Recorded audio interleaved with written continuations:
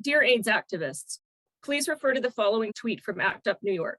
A coalition of 30 organizations and 70 public health advocates demand Simon & Schuster drop distribution of a book pushing AIDS denialism and HIV/AIDS misinformation.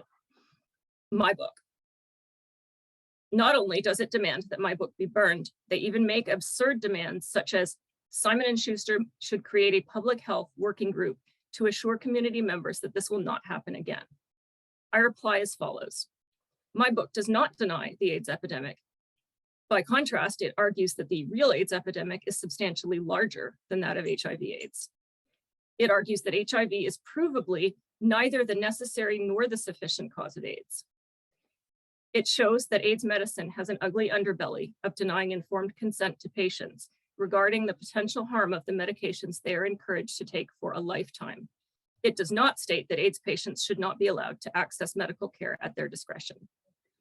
Here are just a sampling of the flagrant examples of the lack of giving informed consent to patients, and in reality to the public at large, that these book burners don't want you to know about.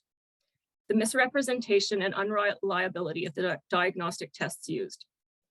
Forcing AZT on pregnant women and children against their will. The Truvada disaster and attempts to erase information about it from the public sphere.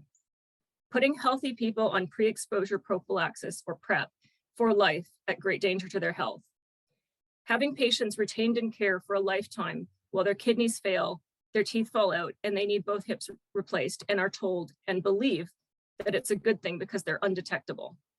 The continual gaslighting of non-HIV/AIDS patients into believing that they aren't seriously ill, despite being demonstrably so. Who is the real threat to public health?